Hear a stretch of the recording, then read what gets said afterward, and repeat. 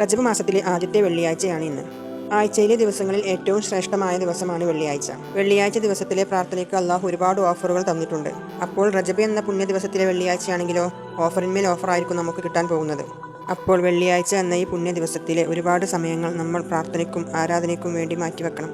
ഖുർആൻ പാരായണം ചെയ്യണം. അൽ കഹ്ഫ് സൂറത്ത് ഓതിയാൽ ഈ വെള്ളിയാഴ്ച മുതൽ അടുത്ത വെള്ളിയാഴ്ച വരെ അള്ളാഹുവിൻ്റെ കാവൽ അവന് ഉണ്ടാകുമെന്ന് അള്ളാഹു പറഞ്ഞിട്ടുണ്ട്. റജബ് മാസത്തിൽ നമ്മൾ ചെയ്യുന്ന ഓരോ പുണ്യങ്ങളും ഇരട്ടിക്കപ്പെടുന്നതാണ്. കഴിഞ്ഞ റജബിൽ ഉണ്ടായിരുന്ന ഓരോ സഹോദരീ സഹോദരന്മാരും ഉമ്മമാർ നമ്മുടെ കൂട്ടുകാർ ഒന്നും ഇന്ന് ഈ റജബിൽ ജീവിച്ചിരിക്കുന്നില്ല. അവരെല്ലാം ഇന്ന് ആറടി മണ്ണിലാണ്. ഈ റജബ് എന്ന പുണ്യമാസത്തിൽ നമ്മൾ നമ്മൾക്ക് വേണ്ടി മാത്രം പ്രാർത്ഥിച്ചാൽ പോരാ, നമ്മളിൽ നിന്ന് വിട്ടുപിരിഞ്ഞവർക്ക് വേണ്ടി കൂടി പ്രാർത്ഥിക്കണം. എൻ്റെ പ്രിയ കൂട്ടുകാരെ, ഇന്ന് നിങ്ങൾ ജുമഅക്ക് പോകുമ്പോൾ അവരെ ഒന്ന് ചെന്ന് കാണണം, അവരോട് സലാം പറയണം, അവർക്ക് വേണ്ടി പ്രാർത്ഥിക്കണം.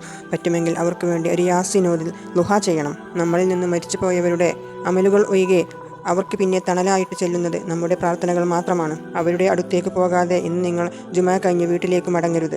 ഞങ്ങളിൽ നിന്നും ജീവിച്ച് കൊതിതീരാതെ മരിച്ചു പോയവരാണ് റബ്ബേ ഇന്ന് പലരും ഖബറിനിടയിൽ കിടക്കുന്നത്. റജബിലെ പുണ്യം കൊണ്ട് അവരുടെ ശിക്ഷയെ നീ ഇല്ലാതാക്കണേ. ഞങ്ങളുടെ പ്രാർത്ഥനകൾ അവരുടെ ഖബറിലേക്ക് എത്തിക്കണേ നാഥാ. അവരുടെ ഖബർ നീ സ്വർഗ്ഗപ്പൂന്തോപ്പാക്കണേ. ഖബറിലെ അദാബിനെ തൊട്ട് നീ കാക്കണേ നാഥാ.